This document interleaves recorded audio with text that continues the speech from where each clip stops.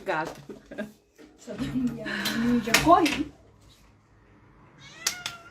Entra, meu amor. Ai, não preciso voltar.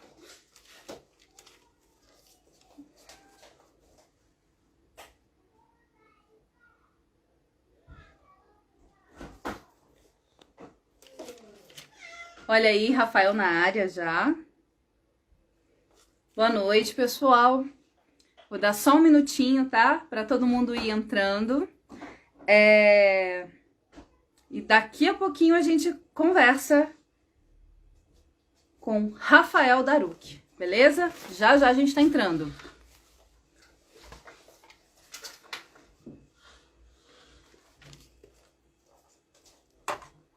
Oi, Sinara, bem-vinda, boa noite.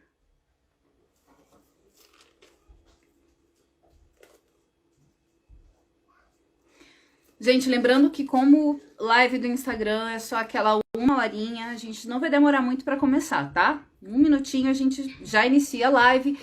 Quem for entrando, perdeu o comecinho da live, a gente vai disponibilizar depois, e aí o que perdeu você depois recupera rapidinho, tá bom?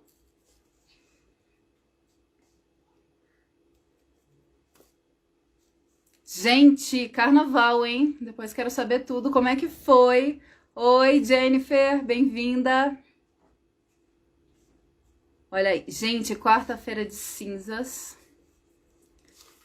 desse carnaval. Eu não sei se vocês acompanharam, mas estava rolando muita coisa virtual do carnaval aqui de Brasília, viu? A programação estava enorme. Foi difícil, assim, acompanhar tudo, porque tinha coisas rolando na Rádio Cafuné, tinha atividades rolando também na TV comunitária, TV Praça dos Prazeres. Não sei se vocês acompanharam, mas foi massa o carnaval. E na resistência, né? Mantendo a memória do carnaval, a resistência do carnaval, que é aquela coisa que a gente vive batendo na tecla, né? Carnaval é muito mais do que só aglomeração. Espero que vocês tenham curtido e se preparem que próximo carnaval, meu Deus do céu, o coração tá até assim, palpitando já.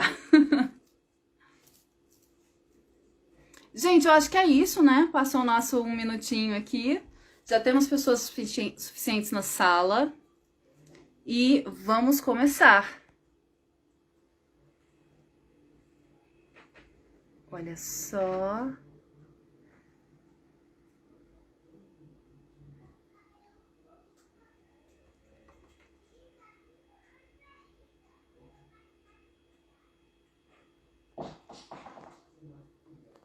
Olha. É isso. Todas prontas? Olha só. Bem-vindo, bem-vindas e bem-vindos a mais uma Carna Live. Uma realização rede carnavalesca.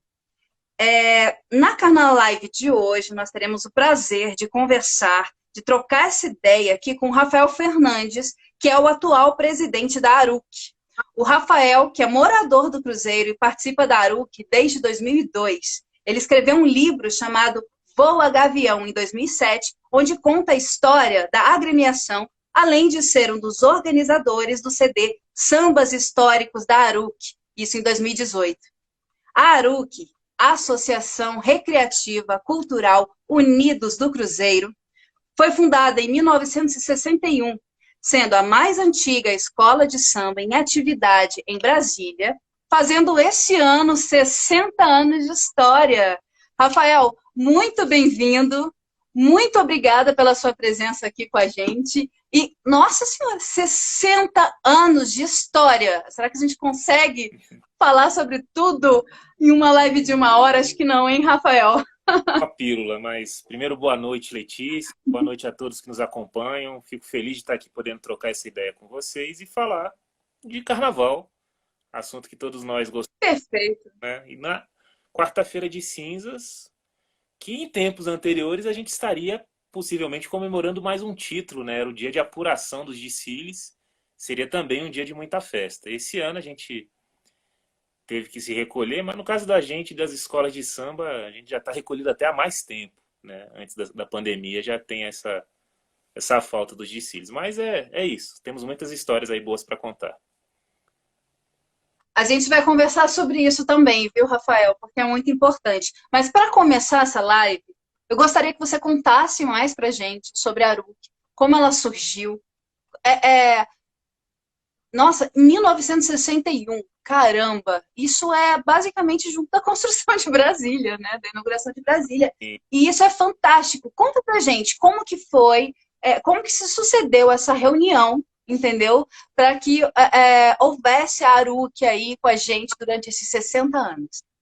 pois é, né? A história da Aruc se confunde com a de Brasília. Ela surgiu, Brasília tinha pouco mais de um ano e tem tudo a ver até com a sua comunidade, né? A Aruc Unidos do Cruzeiro, ela surge aqui no bairro do Cruzeiro, que foi pensado para abrigar os funcionários públicos transferidos do Rio de Janeiro para a nova capital.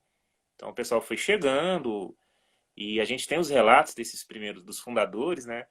Que eles vieram do Rio de Janeiro, onde já tinha o carnaval estabelecido, já havia desfile de escola de samba já há muitos anos. E aí chegando aqui em Brasília, começando tudo, não tinha nada. O Cruzeiro, no início, ele tinha um nome que existe até hoje, né? Aquelas siglas que a gente tem em Brasília, que era Setor de Residências Econômicas Sul. Ninguém usava esse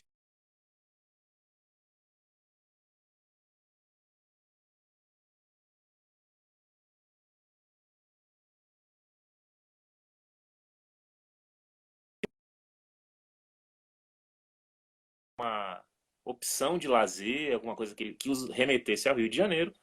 Criaram, então, uma escola de samba, né? O nome Unidos do Cruzeiro, bem típico das escolas de samba. E aí, como a maioria era torcedor da Portela, adotaram o azul e branco. O símbolo da Portela é uma águia. E aí muita gente acha que o Daruque é uma águia também. E não é. É um gavião que faz referência ao bairro do Gavião, que era o apelido do bairro aqui nos anos 60. E aí ela começa com esse grupo de cariocas que moravam aqui, todos moradores, né? A Aruque foi fundada nos fundos da casa de um antigo morador. E a ideia era, assim, o nome Associação Recreativa. Além da escola de samba, ter outras atividades, mas era realmente a escola de samba a grande motivação. E ali eles já começaram se organizando, a gente tem a ata de fundação conta que eles se cotizaram para comprar instrumento.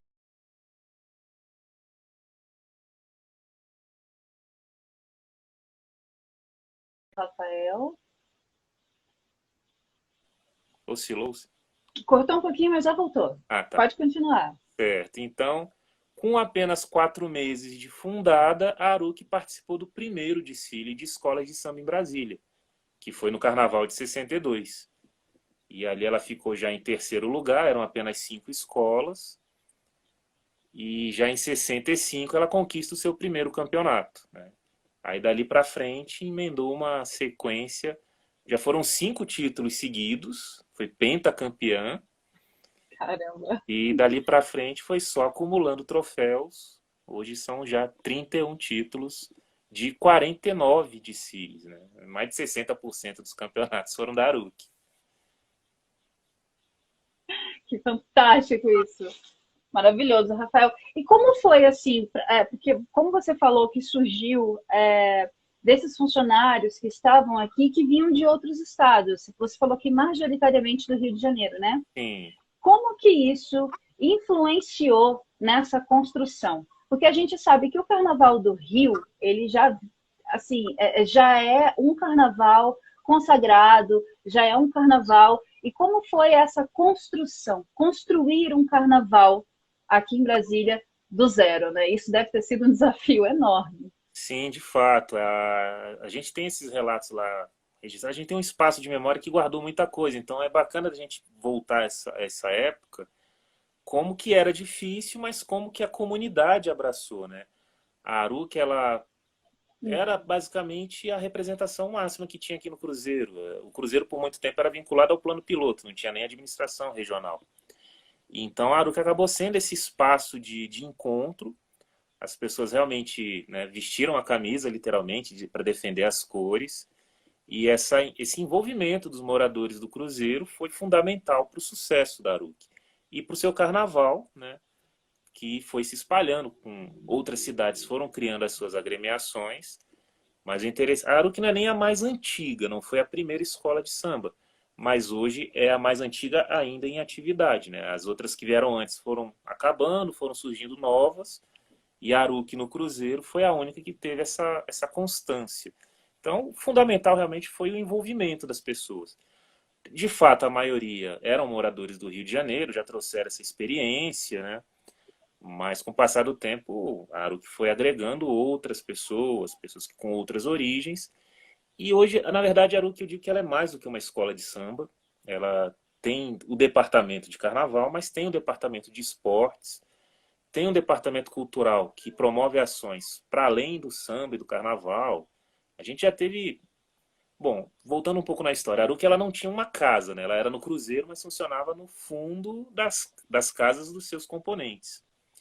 E aí, em 84, que o pessoal na época literalmente ocupou um espaço aqui no Cruzeiro que estava abandonado. Que é onde a gente permanece até hoje. Era o clube, tinha um clube de futebol, Cruzeiro do Sul. E aí quando esse time de futebol foi extinto, como a maioria do pessoal gostava de samba, carnaval, interagiam muito, quando eles viram que o time acabou, então eles tomaram conta. E ali eles se instalaram e ficou sendo a sede da Aruc desde então. Esse terreno, ele não pertence à Acho que Aruc. perdi aqui um pouquinho. Tá oscilando um pouco o sinal, né? Voltou. Eu tô vendo agora.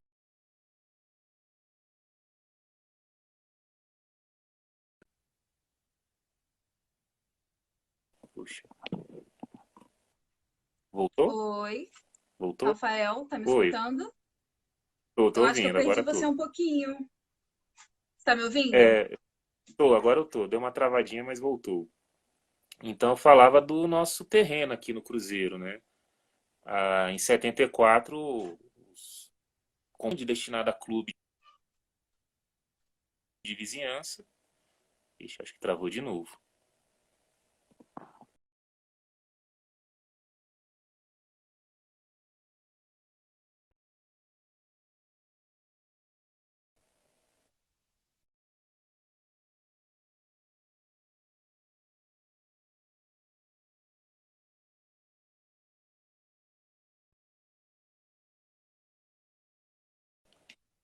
Oi. O celular muito bem. Para ativar os dados. Pega o sinal de Wi-Fi e desativa ele. Eu acho que não é o meu.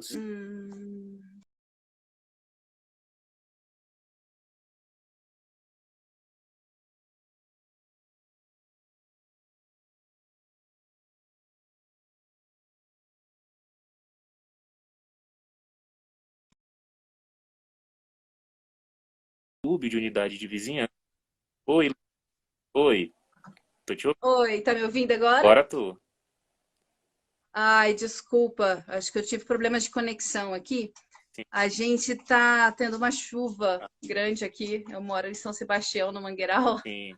E aí tá oscilando um pouquinho a internet, tá? Uhum. Mas vamos continuar aqui com a internet do meu celular, Sim. ok? Beleza. Eu só tô sem áudio aqui, Zoran. Você consegue me ouvir? Mas, Rafael, desculpa te interromper. Se você puder continuar, Vamos lá. manda ver. Vamos lá. Então, eu falava do terreno aqui no Cruzeiro Velho, que era o que ocupou em 74. É um terreno destinado a clube de vizinhança, a exemplo do que tem na Asa Sul, na Asa Norte. Era para a vizinhança do Cruzeiro. O pessoal da Aruc não havia nada, né? Estava abandonado. O pessoal ocupou. Ali havia um barracão que acabou sendo reformado pelos moradores e passou a ser a nossa sede desde então. E ali era o que começou a desenvolver os seus eventos, que até então eram feitos na rua, passou a fazer ali os seus ensaios, a guardar os instrumentos, e aos poucos foi se transformando num verdadeiro clube mesmo, né? É onde a gente faz os ensaios, tem a quadra, mas além do carnaval desenvolve outras atividades. A gente nos anos 70, já com a sede, passou a ter um departamento de esportes, né? O que começou a promover torneio, os times de futsal, de futebol, e ela foi ampliando as suas atividades, mas sempre com o carnaval como o seu grande momento, né? O desfile é o momento máximo da agremiação.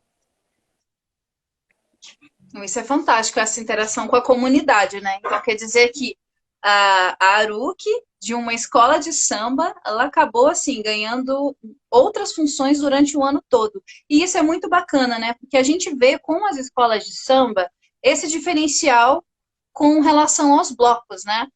As escolas de samba, eu vejo que elas trabalham muito mais com a comunidade, né? Da onde aquela escola de samba é sediada, do que os blocos, por exemplo, né? Então, talvez essa questão da territorialidade, da defesa do seu território, seja talvez muito mais forte vindo das escolas de samba do que dos blocos de carnaval, né? Como é que você vê isso, Rafael? É interessante você falar isso porque aqui em Brasília a gente acabou tendo um contexto, eu não vou chamar de rivalidade, eu acho, há espaço para todas as manifestações com certeza, mas principalmente por parte da imprensa e também do GDF em diferentes gestões, criou-se uma aura de que os blocos reúnem mais pessoas, juntam mais gente e demandam menos recursos. De fato, os blocos conseguiram ter um crescimento na cidade espantoso.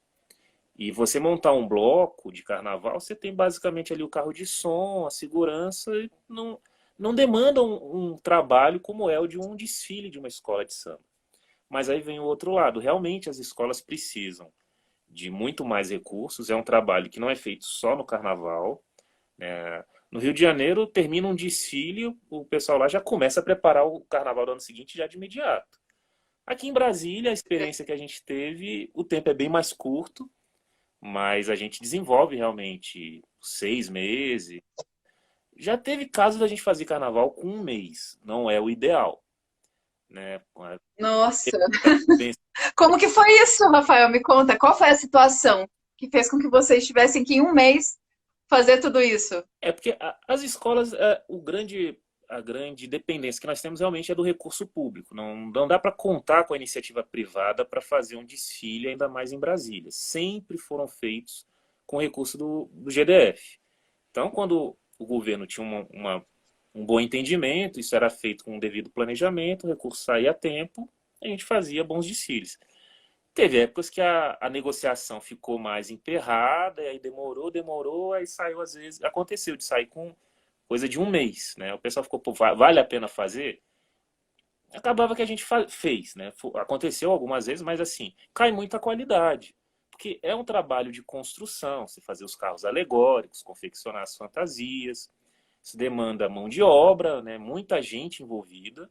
Essas pessoas precisam ser remuneradas, além de você comprar material, que nem sempre encontra em Brasília. Você acaba tendo que buscar realmente no Rio de Janeiro e em São Paulo. Então, todo esse contexto dificulta. Se você não tiver o apoio do GDF, você acaba ficando impossibilitado, que é o que vem acontecendo nesses últimos 6 anos, 7 agora, né? A gente precisa que o governo, que o poder público, e é independente da legenda partidária, é uma questão até de Estado, a gente defende, né? É uma questão constitucional. O Estado tem o dever de fomentar a cultura. Então a gente tem debatido muito em várias outras conversas de que o discurso que adotaram, e começou a ficar mais forte em 2015, de que o governo tinha pouco dinheiro e precisava aplicar o recurso na saúde, na educação, e aí a cultura é sempre a primeira a ter o corte, e dentro da cultura o carnaval mais ainda, né? A gente acabou virando o bode expiatório, porque são 6 anos sem os desfiles, e eu pergunto a qualquer cidadão, a educação e a saúde melhoraram significativamente nesse período? Esse recurso que não foi para o desfile, que é, na verdade, comparado ao orçamento que é necessário para educação e saúde, o da cultura é pequenininho. Então, não fazer essa aplicação melhorou em alguma coisa? Eu acredito que não. Então, a gente acaba ficando com essa imagem, realmente, que tem que tirar do carnaval para pôr na saúde. Não é o recurso do carnaval que vai resolver, que vai melhorar a nossa saúde pública, nem a educação, né? Se fosse assim, eu sou professor da rede pública, naturalmente eu defenderia a questão da educação, mas não é por aí. Então, acho que o Estado precisa sim assumir a sua responsabilidade, olhar com mais carinho para uma manifestação tão antiga e voltar com os desfiles. A gente dizer que a iniciativa privada vai apoiar, empresário só apoia quando ele tem a certeza de um retorno. E aí, para uma manifestação que já está há tanto tempo sem acontecer, que empresário que vai apostar na gente? É um fato. Criou-se uma fragilidade muito grande para as escolas e, se não tiver o apoio do poder público, a gente, infelizmente, vai continuar mais esse tempo sem os desfiles, né? Agora, é uma visão bem torta, na verdade, do Estado, né? Porque quando a gente fala de carnaval, a gente está falando de cultura popular, a gente também está falando de educação, a gente também está falando de cultura, a gente também está falando de saúde mental, não é? Então, assim, tirar o dinheiro do carnaval para saúde e educação, sendo que o carnaval também é saúde e educação, não faz muito sentido, né? Vamos combinar. Em É, como, já que a gente entrou nesse assunto, me conta. O último desfile oficial que nós tivemos foi em 2014, correto? Sim, Porque depois disso houve uma iniciativa, né, de movimentar as escolas em um desfile, que na verdade não é um desfile, né, afinal de contas, que aconteceu na torre de TV, né? Eu queria que você falasse um pouquinho para mim, que a gente conversasse agora então sobre o último desfile de 2000, como foi, né, em 2014, como que as escolas receberam essa notícia, né? E como foi essa tentativa, eu não vou chamar de desfile, me recuso, porque eu acho que as escolas daqui merecem um desfile, entendeu? De verdade, como eu já cheguei a testemunhar aqui em Brasília, entendeu? Eu já assisti os desfiles daqui das escolas. E então, assim, vamos conversar um pouquinho sobre isso, então. Vamos passar sobre o último desfile, em 2014, como foi isso, como que a escola, como que a ARUC, como que a comunidade recebeu essa notícia, então, do cancelamento do carnaval.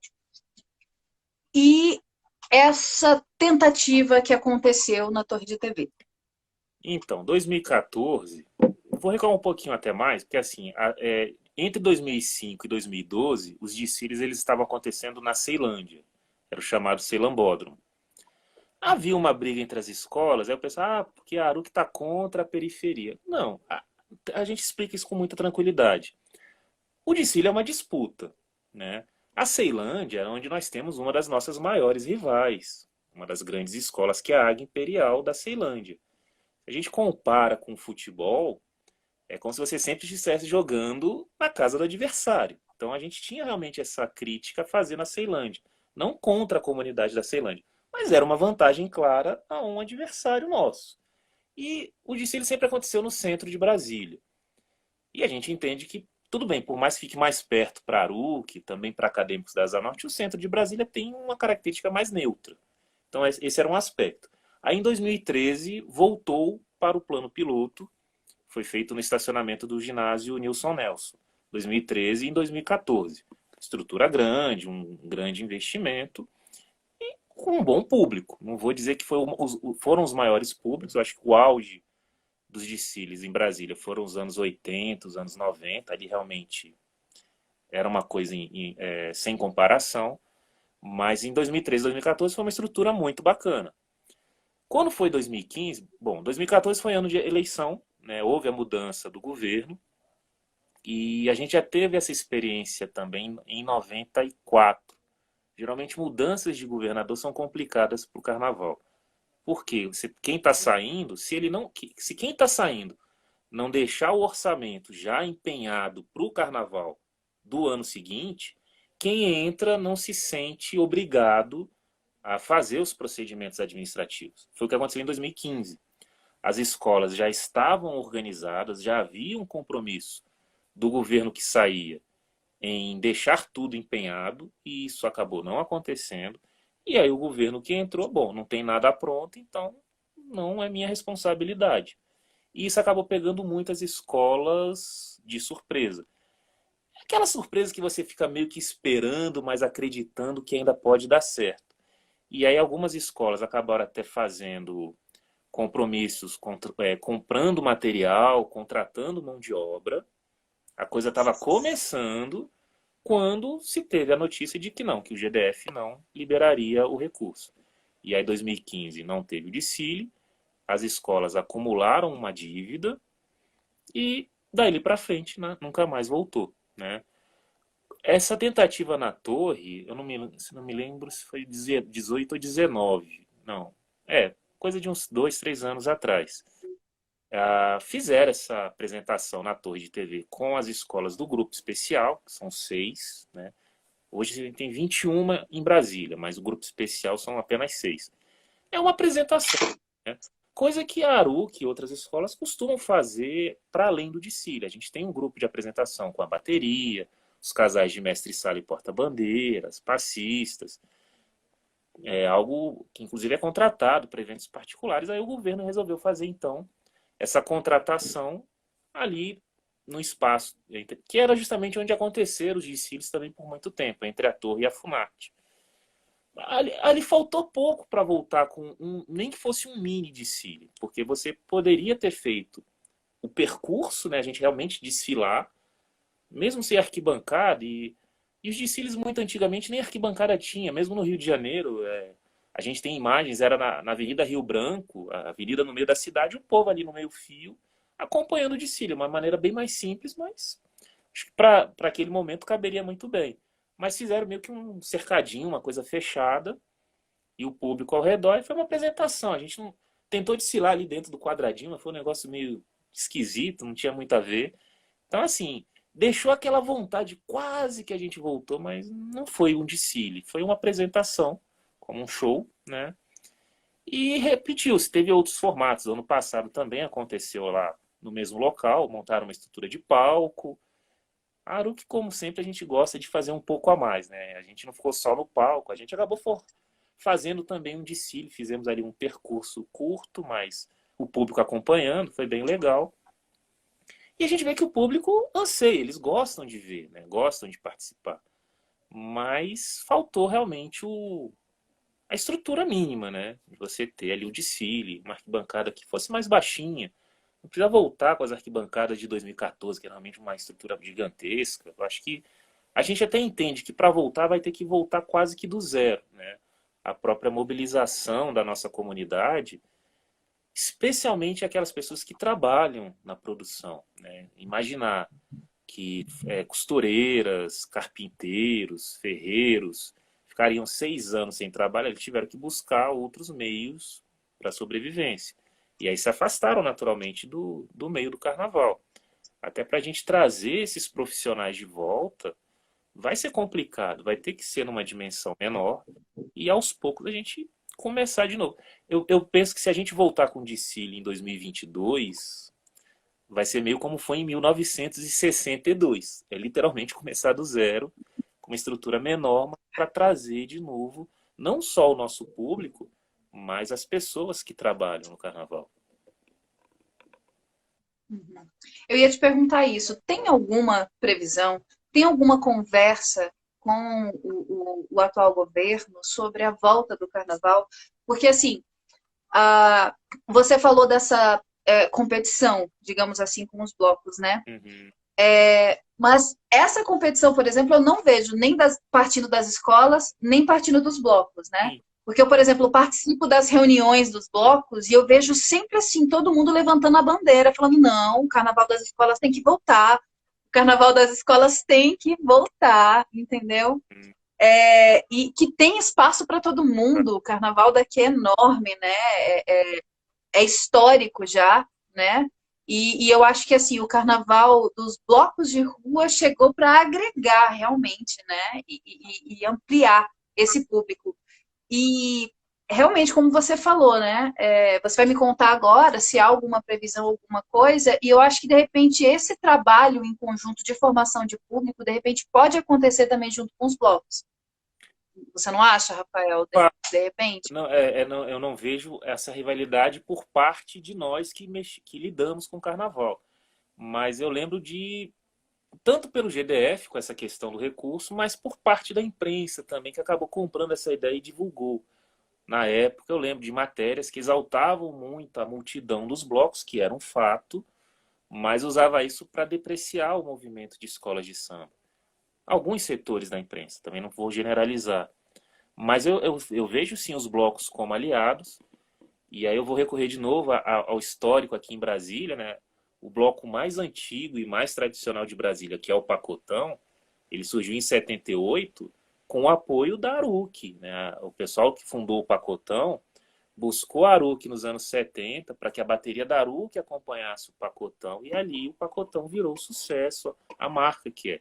Então, de fato, não existe rivalidade, existe sempre esse espírito de irmandade entre blocos e escola de samba. E realmente eu vejo como os aliados para nos ajudar nesse retorno, né? E aí, respondendo sobre perspectiva de retorno, no ano passado, em 2020, a coisa chegou mais perto, o governo acenou com essa possibilidade, mas eu mesmo fui um crítico do formato que eles estavam propondo.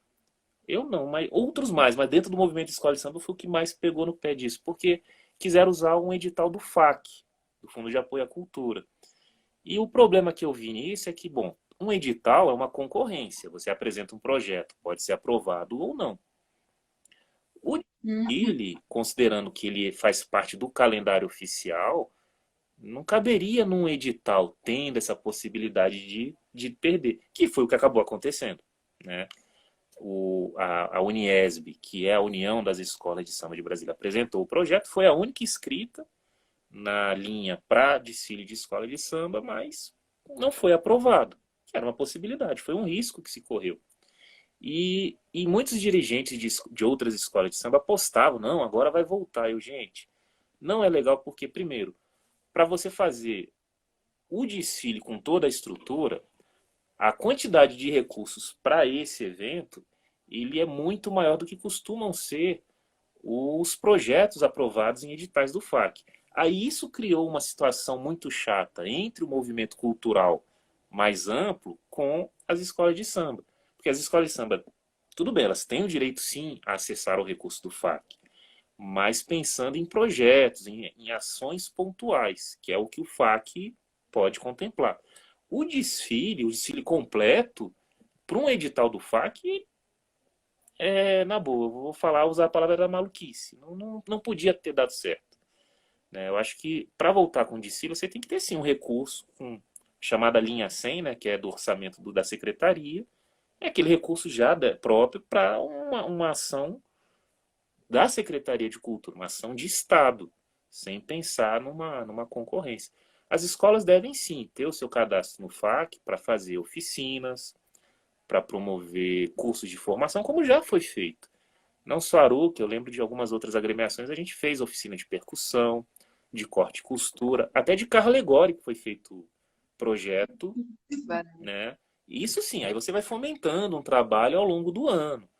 Mas o desfile tem que ser uma coisa, um projeto do próprio governo. Nesse sentido, e aí a gente já tem essa notícia, já está correndo, na terça-feira de carnaval agora, ontem,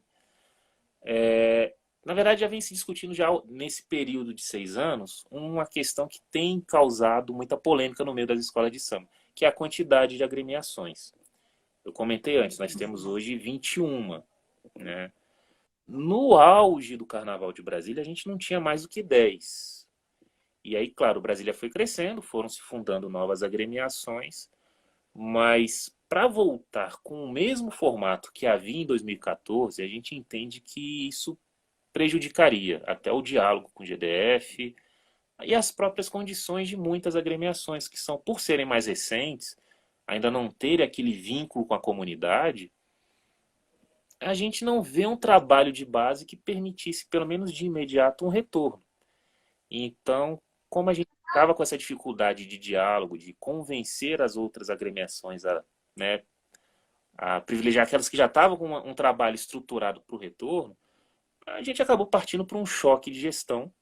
E ontem, na terça-feira de carnaval, a gente fundou uma outra liga, a Liestra, a Liga Independente das Escolas de Samba Tradicionais.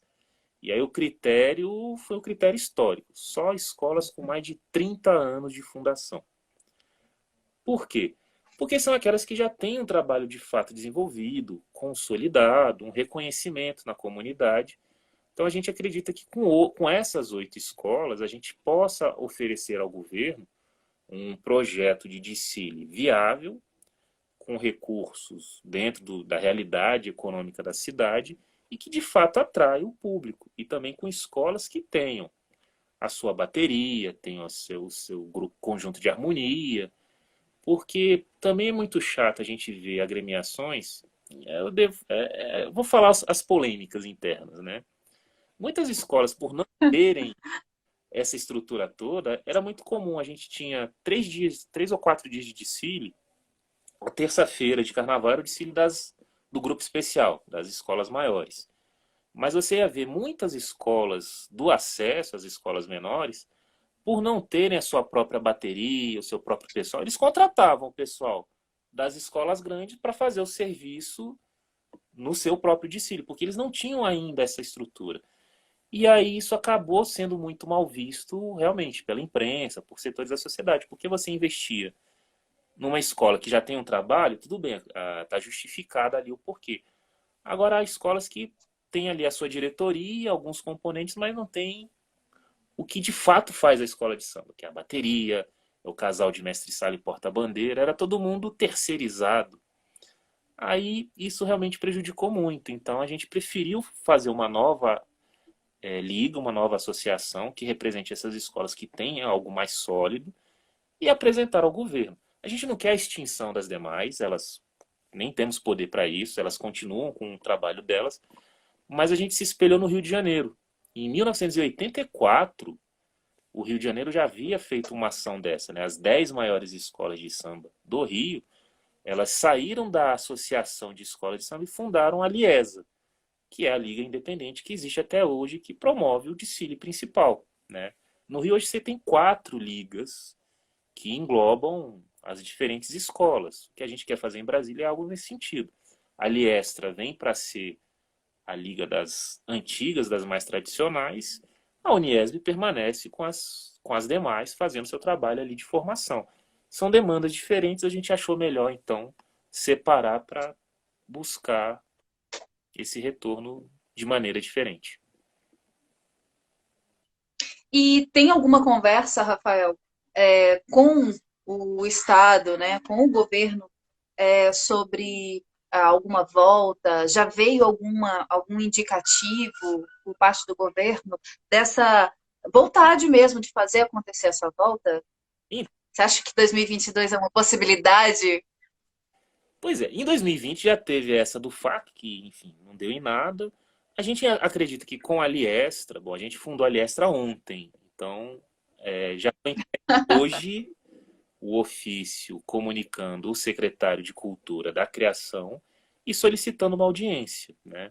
A gente vai começar um diálogo agora, realmente. As agremiações são as mesmas, mas o formato agora é um formato novo que nós vamos apresentar. E aí a gente espera. Assim, se não for 2022, que seja 2023, né? Todo mundo já vacinado, com a tranquilidade já estabelecida. Acho que, de repente, a meta... Se for 22, ótimo, mas a gente está trabalhando com 2023. Até para ter bastante tempo, né, para organizar, como você falou, né, vai ter que ser feito todo um retrabalho, né, com a comunidade, talvez até capacitação, né, de mais pessoas para trabalho, para que eu quero, se tiver essa oficina de carro alegórico, já me avisa que eu quero, Tá? viu? Fechar, com certeza. Mas a Aliestra ela vem com essa proposta mesmo de fomentar, de capacitar, né? Buscar apoio também na iniciativa privada, quem puder, eu acho que é importante, mas a gente sabe que é mais difícil, acho que tem que ser primeiro com o poder público, de dar essa estrutura e aí trazer pessoas que tenham experiência, principalmente do Rio de Janeiro, que é o grande polo das escolas de samba, mas também de São Paulo, né? Porque já foi feita essa experiência, a gente teve resultados muito bons. A interrupção dos desfiles acabou paralisando todo o restante das atividades. Mas são ideias que já provaram que dão certo e são necessárias, né? A gente quer realmente formar o futuro das nossas escolas de samba. Maravilha. Rafael, com relação à formação da Aruc, Você já falou aí, né, que tem uma bateria própria, que tem mestre-sala e porta-bandeira. E eu sei também que também tem rainha da bateria, né? Sim, sim. Temos. Como e, e mesmo com essa parada, né, do desfile das escolas de samba desde 2014, a Aruki continuou, pelo menos assim, com essa tradição, não é? Do mestre-sala da porta-bandeira, da bateria. Eu vou te confessar que o último evento meu de carnaval que eu fui foi um evento da Aruki, no pós-carnaval do ano passado. E que, assim, foi o último evento que eu fui antes da pandemia, né? Na semana seguinte já estava parando tudo, né? Então, assim, como que é isso? Como que é essa resistência, né? E mesmo sem haver o desfile, vocês continuam mantendo a tradição, continuam fazendo essa escolha da rainha da bateria, continuam esse trabalho também físico, corporal, que tem o mestre-sala e a porta-bandeira, né? Como que é isso? Como que vocês conseguem manter isso? Porque é muito raro, né? E eu devo dizer, é um sufoco, né? Porque com a pandemia a gente tem ainda a dificuldade de não fazer eventos e não arrecadar. E no caso das escolas de Brasília, só a ARUC e a Asa Norte tem uma sede. Então a gente ainda tem a despesa da manutenção. Mas como o pessoal se manteve em atividade, né? Antes da pandemia a gente vinha fazendo apresentações, haviam ensaios, a quadra ficava cheia. Então a gente podia dar continuidade a esse trabalho. E nesse processo a coisa caminhava. Mesmo sem o desfile, a gente conseguia fazer muita coisa. A pandemia, como não é diferente para todo mundo, prejudicou tudo, mas a gente tem mantido sim. Até durante a pandemia, a bateria fez questão de manter ensaios regulares. A gente tem um espaço amplo, na quadra ali aberta, dá para manter o distanciamento e tal. O pessoal faz questão de continuar batucando, então a gente tem ajudado. Um problema que a gente tem é porque, assim, já não é mais como antigamente, a grande maioria morando aqui perto, no próprio Cruzeiro. Muitos dos nossos integrantes, a maioria, na verdade, moram até bem longe. Então, a dificuldade tem sido mesmo de manter esses ensaios. A gente acaba, principalmente a bateria, acaba tendo que dar uma ajuda de custo para eles poderem se deslocar, vir, né? Os cantores também, os intérpretes. Os casais, eles têm ensaiado bem menos agora, não tem sido realmente possível. Mas como já vinha dessa pegada antes da pandemia, a gente está tentando manter conforme a possibilidade. E aí acredito que acabando a pandemia, esses ensaios, essas atividades vão retomar, porque quem faz parte quer continuar, né? As pessoas cobram muito para não se afastarem. E aí tendo as apresentações, claro, o desfile é o grande momento, mas para além dele a gente sempre teve essas apresentações, tanto públicas como privadas. O pessoal contrata a Aruc para tocar em casamento. Um monte de gente já casou ao som da bateria da Aruc. E aí vão as passistas, vão os casais. Então, a Aruc tá. Onde tem festa, é só chamar que a gente vai. Perfeito. Se quiser, então, aproveitar e já dizer aí as redes sociais, quais são os contatos da Aruki, manda ver. Então, a gente está no Instagram com aruc.oficial, temos o Facebook também, aruc.oficial, temos o blog, aí o endereço do site mesmo é www.aruc.com.br. E o YouTube, temos um canal no YouTube também com registro de desfiles antigos. Quase todos os nossos sambas enredos estão gravados e estão no YouTube. Também aruc.oficial. E o livro, eu fiquei interessada, assim, super com vontade de ler esse livro que conta a história da Aruki, né? São 60 anos, né? Então, como que é isso? Como que a gente consegue ter acesso a esses documentos históricos, né? Através desse livro que conta essa história. O livro Voa Gavião, eu publiquei ele em 2007, foi até com recursos do FAC. Porque assim, eu acabei me aproximando da Aruc por conta da sua história, né? Por ser professor de história, entrei lá para pesquisar, fui pesquisando, fui me envolvendo e hoje eu estou como presidente. Mas o livro foi um sucesso grande que está até esgotado, na verdade, né? A gente não tem hoje mais exemplares novos e a gente já está buscando justamente fazer um novo livro para os 60 anos, né? Até no formato de Isso! um livro fotográfico, as fotos coloridas, um material até mais vamos dizer, luxuoso para registrar os 60 anos. Mas boa parte das histórias que tem no livro Voa Gavião estão no nosso blog, aruc.com.br. Tem lá boa parte do... Ali tem a relação dos sambas, os enredos que a gente fez, e o acervo fotográfico que é riquíssimo, né? Tanto que o Voa Gavião é um livro mais textual mesmo, vou contando as histórias.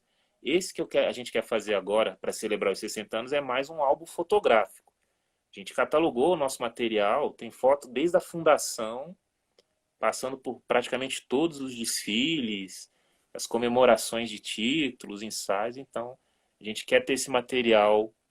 Porque assim, hoje em dia com a internet, tudo é muito virtual, você vê tudo nas redes. A gente tem divulgado muito no nosso Facebook, né? Temos o perfil Memória do Cruzeiro, temos também o perfil o Instituto Aruc Cultural. A gente acabou criando um instituto dentro da Aruc para cuidar só dessa questão da memória. E isso tem tido uma interação muito bacana. Mas eu, como professor de história, eu sou meio que apegado à questão do livro. Então, a gente está trabalhando com essa publicação também, uma edição de luxo aí para o pessoal poder ter em casa e recordar esses bons momentos. Fantástico, né? Porque conhecendo a história da Aruc, a gente também acaba conhecendo um pouco mais a história de Brasília também, né? Porque tá, assim, completamente ligada, né? E com relação às escolas que deixaram de existir desde 2014, isso é uma outra situação bem complicada, né? Porque como você estava dizendo para a gente, Rafael, é muito complicado manter uma escola, né? Sim. Ainda mais que vocês que têm uma sede também, que é algo que gera um custo, né? E ainda mais agora que está sendo muito difícil de manter essa manutenção.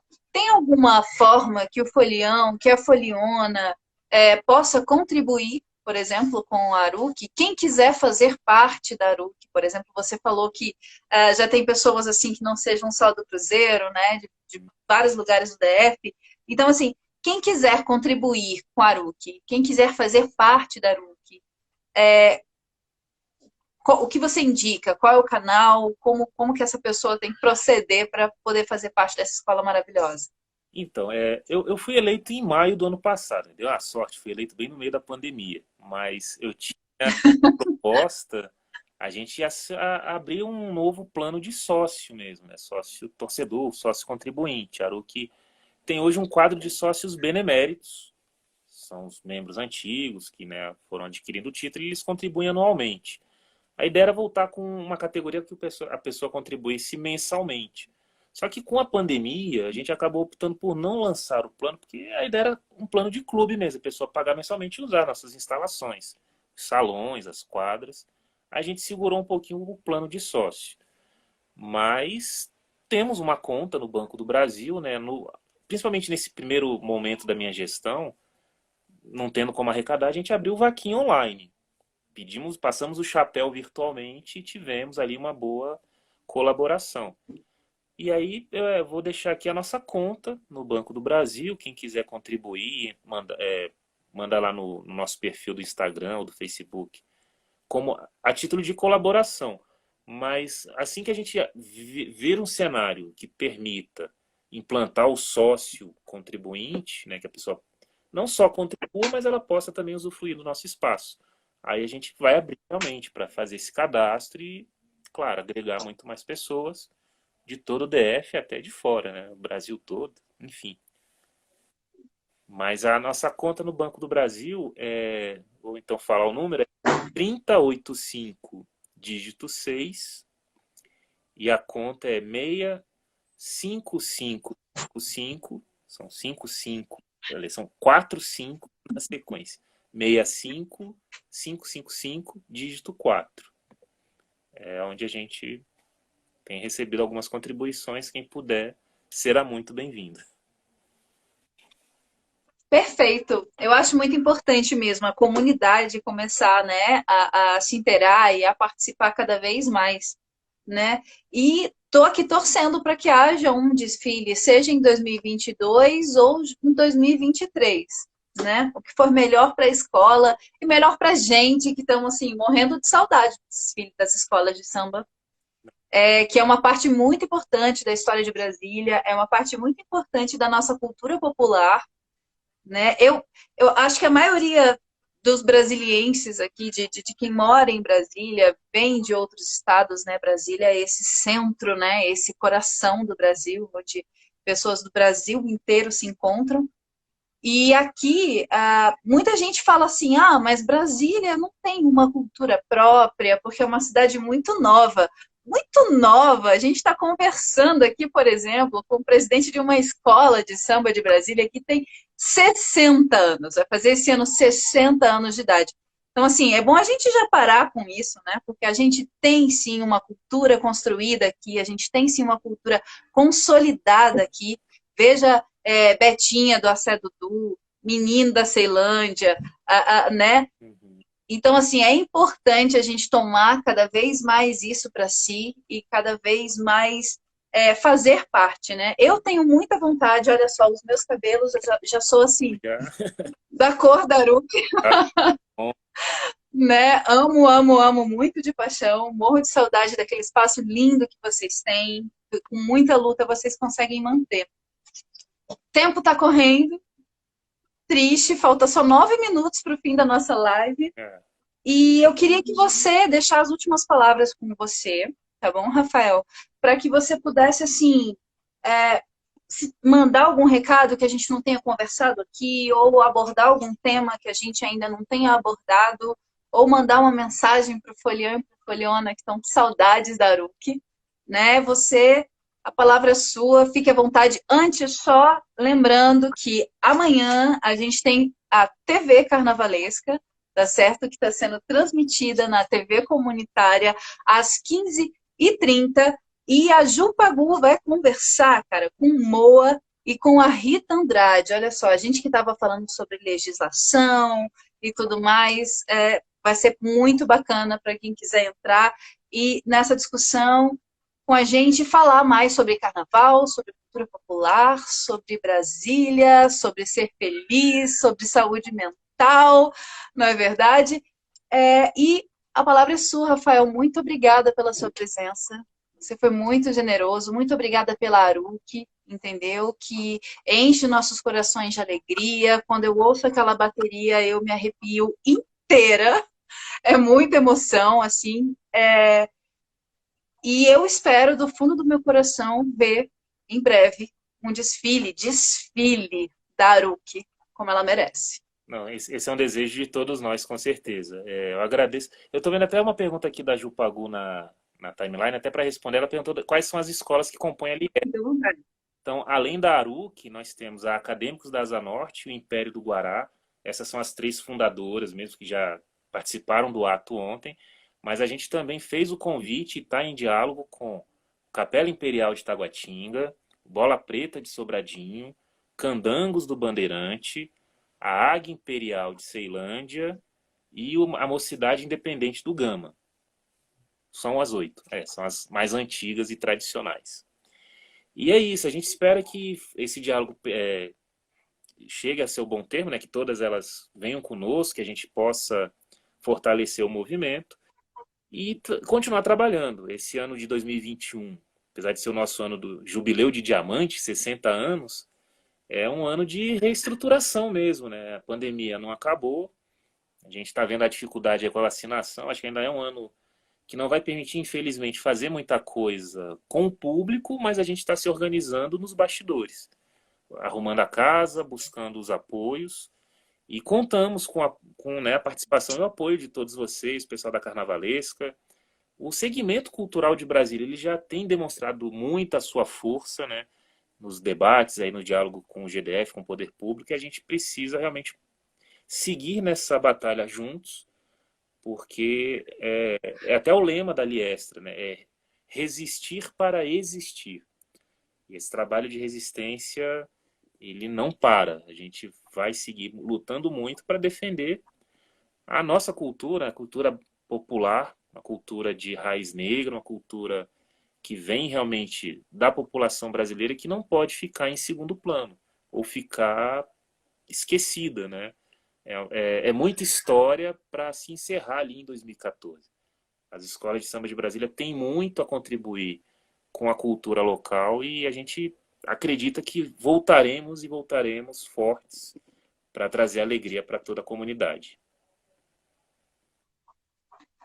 Com certeza vai acontecer.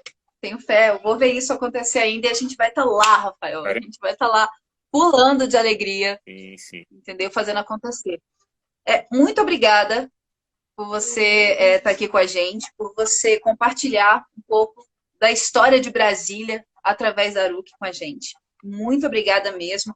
Um beijo meu, um abraço assim enorme a toda a bateria, mestre Sali porta-bandeira, rainha, a todos que compõem, que mantêm essa resistência para garantir o direito de existir. Muito obrigada, Rafael. Eu que agradeço, Letícia. Um grande abraço também. Vamos em frente, que em breve a gente vai estar junto pulando esse carnaval com muita felicidade. Com certeza. Muito obrigada. Boa noite a todos, todas e todes. Até a quarta que vem. E amanhã tem TV Carnavalesca, hein? 3h30 da tarde. Beijo. Tchau, galera. Valeu.